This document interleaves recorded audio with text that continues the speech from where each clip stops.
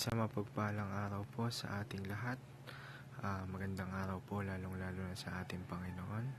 Ako nga po pala si John Robby Medina at ngayong araw po, April 10, 2025, araw ng Huwebes, ay samahan po ninyo akong pag-aralan at unawain ang mga salita ng ating Panginoon. Ang pamagat po ng ating devotion ngayong araw ay Sino ang itinataas ng Diyos? Exaltation of Christ. At ang paksa po natin ay magmumula sa Philippians chapter 2 verse 6 to 11. Sinasabi po rito, bagaman siya ay nasa anyong Diyos, hindi niya itinuring na kailangang pakahawakan ng kanyang pagiging kapantay ng Diyos. Bagkus ginawa niyang walang kabuluhan ng kanyang sarili at tinanggap niya ang anyo ng isang alipin at nakitulad sa tao. Yamang siya ay nasumpungan sa anyong tao, siya ay nagpakumbaba at naging masunurin hanggang sa kamatayan.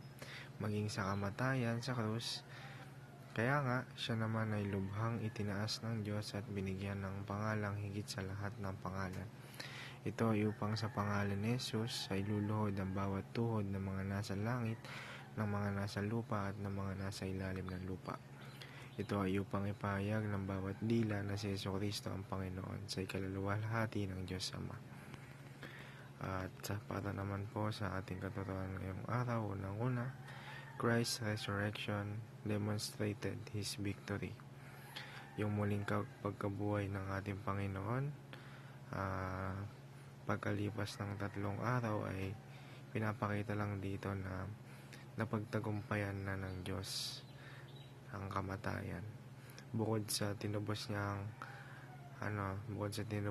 ang kasalanan nating mga tao, is napagtagumpayan na ng Diyos ang kadiliman, ang kasalanan. At ang napagtagumpayan na ng Diyos ang kamatayan. Sa ikalawa, Christ is reigning now, ascension and session. Naghahari na po ang ating Panginoong Jesucristo noon, ngayon at magpakailanman. At ikauling katuruan ngayong araw is Christ's return in glory completes redemption. At mapunta naman po tayo sa ating applications ngayong araw. Unang-una, rejoice in the Lord's victory. Sa ikalawa, work for Jesus in advancing His kingdom. At ikauli, anticipate Christ's return and glory. At upang tapusin ang ating devotion ngayong araw ay samahan niyo po ako sa isang maikling panalangin.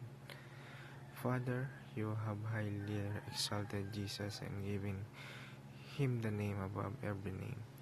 One day, every knee will bow and every tongue confess that Jesus Christ is Lord. Lord, humble my heart, strip me of pride and selfish ambition. Make me like Jesus, gentle, obedient, and surrendered to your will, even unto death. I will also ask that you lift me up, not for my sake, but so that my life may point to the glory of your grace.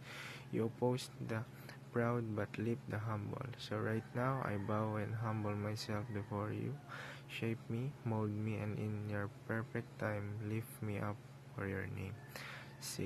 I pray this in Jesus' name. Amen. Yan lamang po. Maraming salamat.